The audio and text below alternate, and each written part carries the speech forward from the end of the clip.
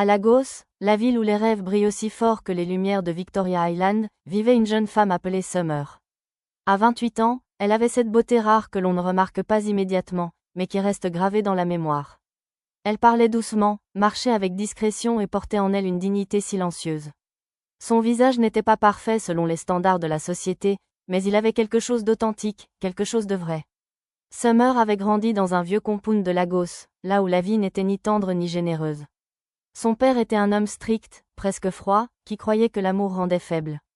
Sa mère, fatiguée par les années de lutte, parlait peu et souriait rarement. Dans cette maison, Summer apprit très tôt une chose dangereuse, supporter. Elle supportait les retards de paiement des frais scolaires.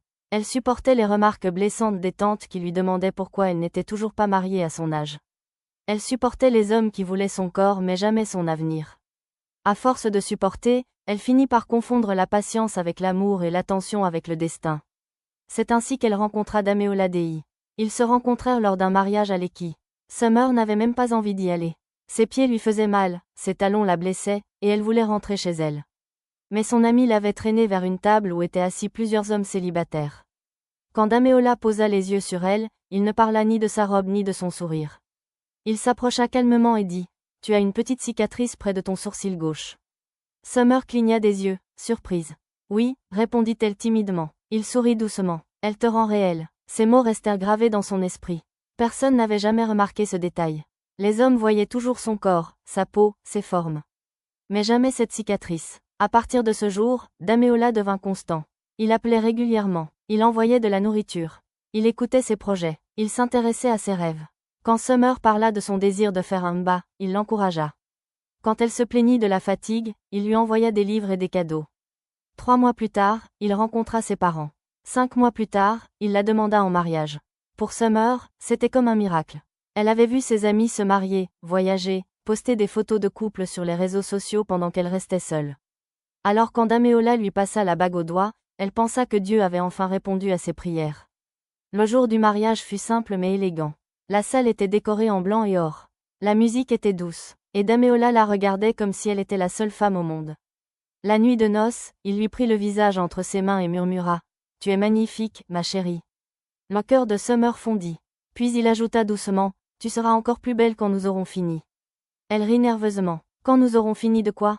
Il embrassa son front. « Dors d'abord, mon amour. Nous en parlerons plus tard. » Cette nuit-là, Summer s'endormit avec un sourire aux lèvres. Elle ne savait pas encore qu'elle venait de signer un contrat invisible. Un mariage où son corps deviendrait un projet. Un mariage où son visage serait un chantier. Un mariage où l'amour ne serait qu'une illusion. 2 semaines plus tard, quelque chose changea. Pas brusquement, pas violemment, mais subtilement. Et Summer n'était pas prête à découvrir la vérité. Au début, Summer pensa qu'elle se faisait des idées. Après tout, le mariage venait à peine de commencer.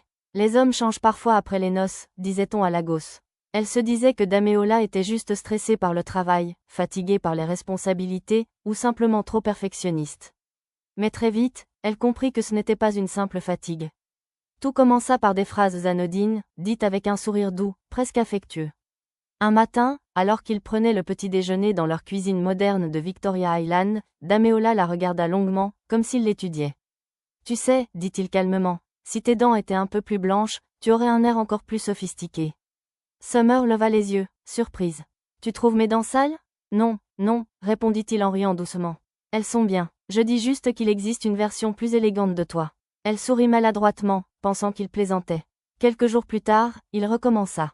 Ton ventre n'est pas mauvais, Summer. Mais avec une petite liposuction, tu aurais cette silhouette qu'on voit dans les magazines. Cette fois, elle ne rit pas.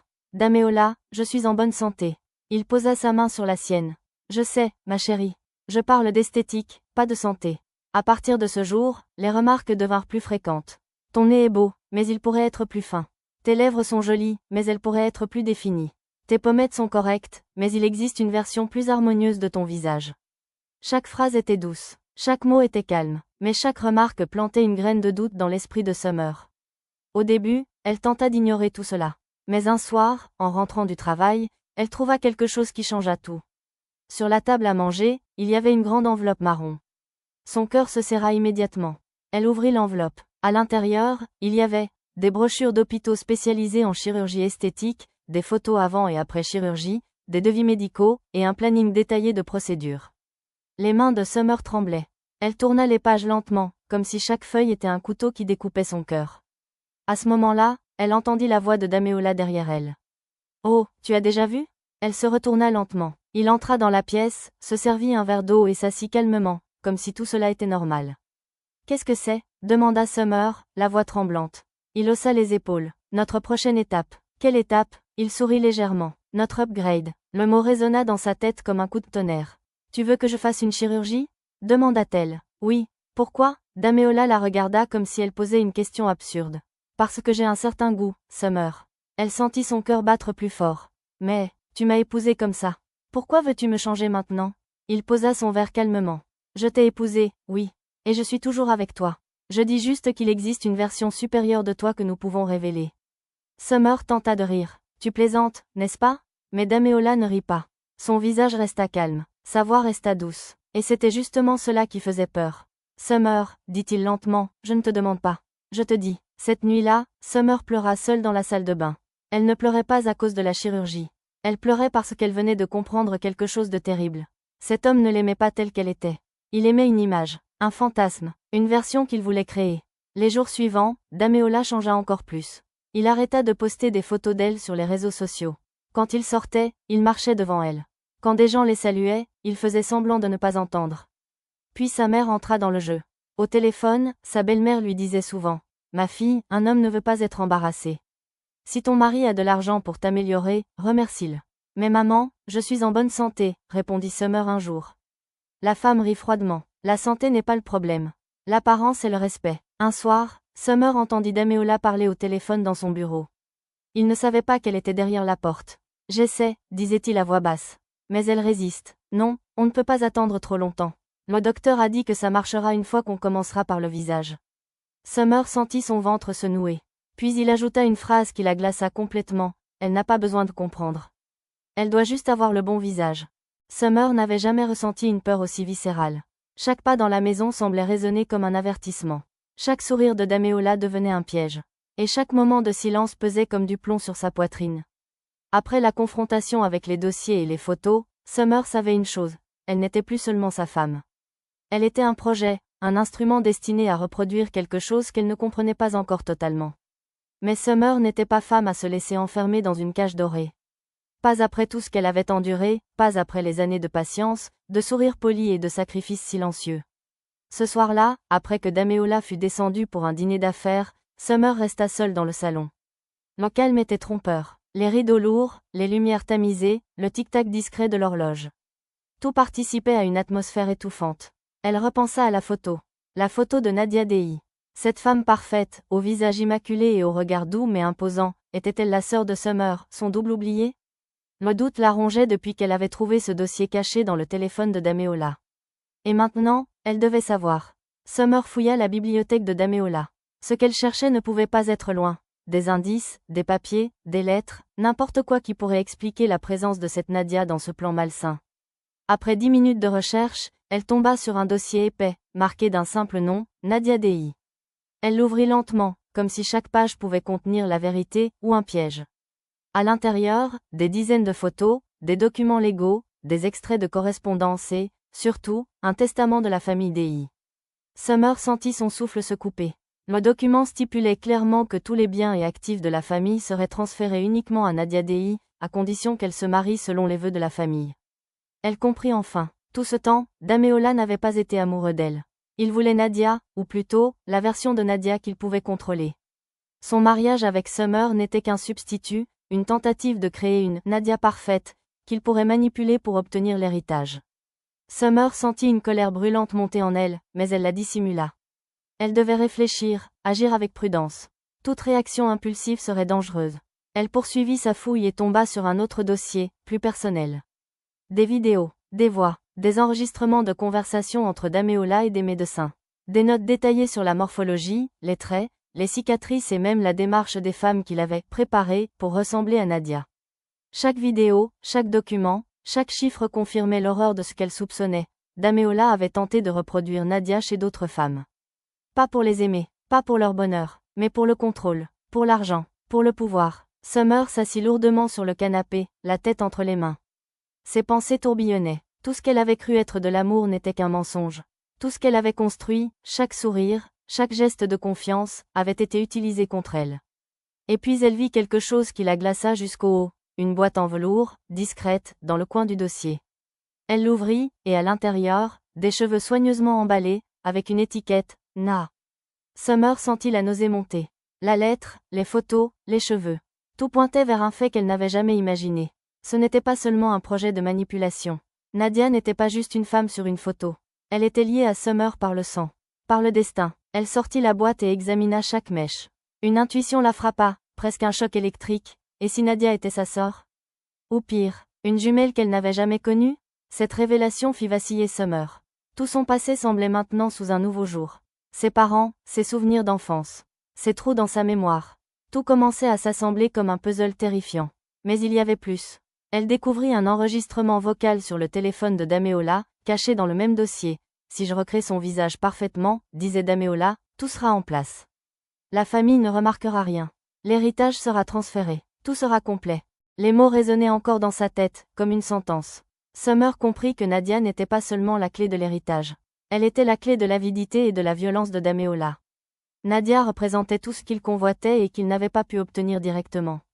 À cet instant précis, Dameola apparut dans le couloir. Il n'avait pas entendu le bruit de ses pas, pas encore. Summer fit semblant de se tenir tranquille, comme une épouse obéissante, le cœur battant à tout rompre. Elle savait désormais qu'elle devait jouer un rôle pour survivre. Pour comprendre jusqu'où l'homme irait. Mais au fond d'elle, une promesse silencieuse brûlait, elle découvrirait Nadia. Et si Nadia était morte? Elle vengerait sa sœur et elle-même. Ce soir-là, Summer ne dormit pas. Elle resta éveillée, planifiant, réfléchissant, et transformant sa peur en une stratégie. Elle savait maintenant que le mariage n'était pas ce qu'il semblait. Dameola n'était pas un mari aimant. Il était un prédateur méticuleux, et elle devait être plus rusée encore que lui. La transformation de Summer n'était pas physique. Elle était mentale, émotionnelle, et imminente. Elle devait devenir la tempête que Dameola n'avait jamais prévue. Depuis cette nuit où elle avait découvert l'ampleur du plan de Dameola, Summer ne dormait plus. Chaque minute passée dans cette maison semblait surveillée, chaque sourire de son mari calculé. Elle avait compris une chose, Dameola ne plaisantait pas. Et si elle n'agissait pas avec prudence, elle risquait de disparaître, tout comme Nadia. Le matin, Summer se leva tôt, avant que le soleil ne réchauffe les rues de Lagos. Elle feignit la sérénité, comme si tout allait bien, mais à l'intérieur, son cœur battait comme un tambour. Elle savait qu'aujourd'hui, elle devait mettre en marche son plan. Elle ne pouvait plus rester passive. Le piège devait se retourner contre lui. Dameola, fidèle à sa nature, entra dans le salon, l'air calme, un sourire de propriétaire sur le visage. « Ma chérie, tu as bien dormi ?» demanda-t-il d'une voix douce mais autoritaire. Summer répondit avec un petit rire nerveux, « Oui, très bien, merci, mon amour. » Tout dans son attitude montrait qu'elle se conformait, mais chaque mot, chaque mouvement était un leurre. Il y eut le petit déjeuner, et comme toujours, Dameola observait subtilement ses réactions. Summer jouait son rôle parfaitement, elle riait à ses blagues, hochait la tête, et même remerciait pour le café qu'il avait fait. Mais derrière cette façade, elle pensait à Nadia, à la boîte de cheveux, aux documents légaux et aux enregistrements vocaux qu'elle avait découverts. Ce jour-là, elle savait qu'elle devait agir rapidement. Elle devait sécuriser la preuve de ses découvertes, et trouver un moyen de sortir Dameola de sa position de contrôle. Elle profita d'un moment où il reçut un appel dans le bureau pour fouiller son ordinateur. Sa main tremblait légèrement en insérant le mot de passe qu'elle avait deviné, Nadia. L'ordinateur révéla plus que ce qu'elle avait déjà vu.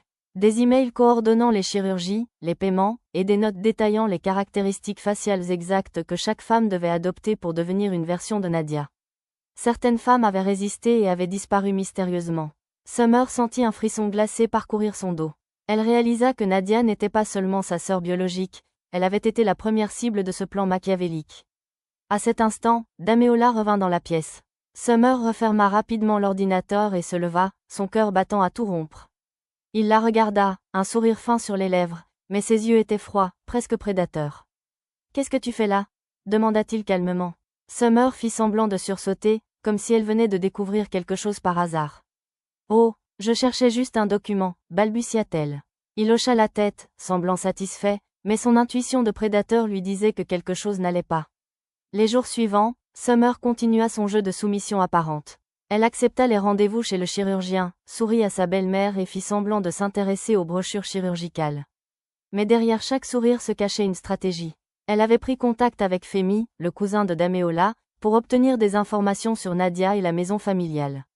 Elle avait également prévu de sécuriser une copie de tous les dossiers, preuve que Dameola ne pourrait jamais nier devant la justice.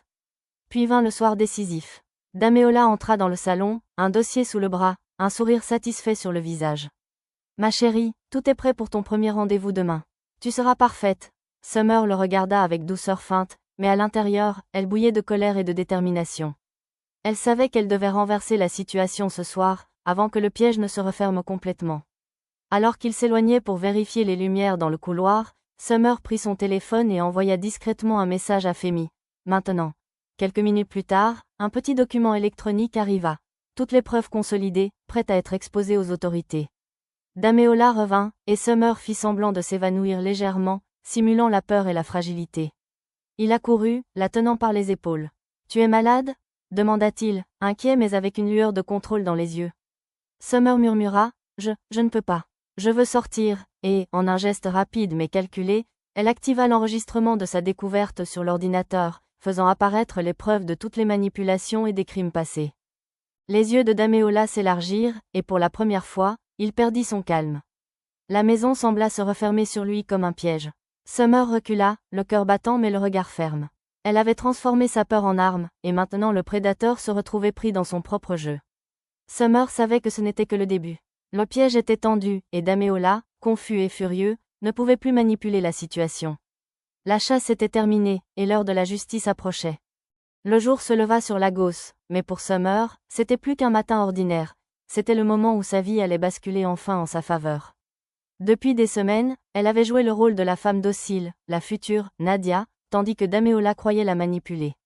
Mais maintenant, tout le pouvoir était entre ses mains. Chaque sourire qu'elle avait feint, chaque mot doux qu'elle avait murmuré, chaque geste d'obéissance, tout cela avait été un piège soigneusement orchestré pour exposer la vérité. Ce matin-là, Dameola entra dans la maison, confiant, convaincu que Summer était à nouveau sous son contrôle. « Ma chérie, tu es prête pour ton rendez-vous » demanda-t-il, le ton doux mais chargé de menaces. Summer sourit, le cœur battant mais les yeux brillants de détermination. « Oui, mon amour, tout est prêt, » répondit-elle calmement, comme une actrice maîtrisant parfaitement son rôle. Il ne savait pas que ce calme apparent cachait une tempête. Quelques heures plus tard, Summer rejoignit Femi, le cousin de Dameola, et ensemble, ils déposèrent les preuves accumulées auprès des autorités. Email, dossier de chirurgie, enregistrements vocaux, preuves des paiements et surtout, la confirmation ADN, tout démontrait sans équivoque que Dameola avait orchestré un plan macabre pour transformer des femmes en copie de Nadia, sa fiancée disparue, afin de toucher un héritage qui ne lui appartenait pas. La police, choquée mais méthodique, comprit immédiatement la gravité de l'affaire. Pendant ce temps, à la maison, Dameola attendait Summer, inconscient que le filet se resserrait autour de lui. Quand un officier de police frappa à la porte, accompagné d'un mandat, Dameola sentit un froid glacial parcourir son dos. Summer se tenait derrière la porte, calme, le visage illuminé par la lumière du matin. « Dameola, » dit-elle, sa voix douce mais implacable. « La partie est terminée. » Dameola essaya de sourire, de masquer sa peur, mais ce fut en vain. Les preuves étaient accablantes, même ses manipulations et ses mensonges étaient documentés. Les agents entrèrent et commencèrent à le menotter, et pour la première fois, Dameola sentit ce qu'il avait fait ressentir à ses victimes, la perte totale de contrôle. Son regard se posa sur Summer, il avait cru qu'elle était une pièce interchangeable, mais il se trompait. Elle n'était pas Nadia, elle était Summer, et Summer était libre. Dans les jours qui suivirent, l'affaire fit le tour de Lagos. Les médias révélaient les détails horribles du plan de Dameola, comment il avait tenté de recréer le visage de Nadia sur d'autres femmes, comment il avait manipulé et menacé, et surtout, la découverte de Nadia elle-même et son destin tragique. Mais à travers tout cela, Summer resta un symbole de courage et de résilience. Son histoire inspirait ceux qui croyaient que le pouvoir et la manipulation pouvaient tout écraser. Le vrai pouvoir vient du courage et de la vérité. Le tribunal fut le théâtre d'un affrontement intense. Dameola, arrogant au début, perdit toute assurance lorsque Summer entra. Son visage était calme, sa posture ferme, et ses yeux reflétaient une force que l'argent, le charme ou la manipulation ne pouvaient éteindre. Les preuves ADN et les dossiers présentés par Summer ne laissèrent aucun doute, elle était bien la sœur biologique de Nadia, et la tentative de Dameola de la transformer en une copie vivante pour hériter de sa fortune était criminelle. Le juge rendit son verdict, condamnation pour meurtre, fraude, coercition et abus psychologiques. Dameola fut conduit en prison, son arrogance remplacée par la peur et la honte. Summer, elle, resta debout, libre, avec son identité intacte. Elle n'avait pas seulement survécu, elle avait triomphé. Quelques semaines plus tard, Summer fit face à ses parents et à Femi. Ensemble, ils réfléchissaient à l'avenir, aux propriétés et aux comptes offshore qui lui revenaient désormais. Mais Summer ne voulait pas de tout l'argent.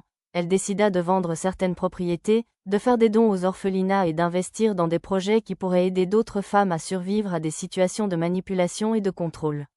Son héritage devenait un outil de justice et de liberté. Assise dans sa maison, Summer regarda son reflet dans le miroir. L'Oscar près de son sourcil, sa véritable identité, tout était intact. Elle avait résisté à la transformation, à la peur et à la manipulation. Elle avait appris la leçon la plus douloureuse mais la plus précieuse. Tout homme qui prétend aimer et qui veut changer votre essence n'a jamais aimé votre vraie personne. À Lagos, l'histoire de Summer devint légende. Elle était la femme qui avait transformé sa peur en arme, qui avait utilisé son intelligence et son courage pour renverser un prédateur. Et dans cette victoire, elle retrouva sa liberté, son identité et, plus importante encore, sa dignité. Summer avait survécu à l'un des pièges les plus machiavéliques, mais elle en sortait triomphante, plus forte que jamais. Le monde avait essayé de la modeler, de la transformer, de l'effacer. Mais Summer, avec son visage, son corps et son esprit intacts, avait prouvé que la vérité et la justice finissent toujours par triompher. Et cette victoire, personne ne pourrait jamais la lui enlever.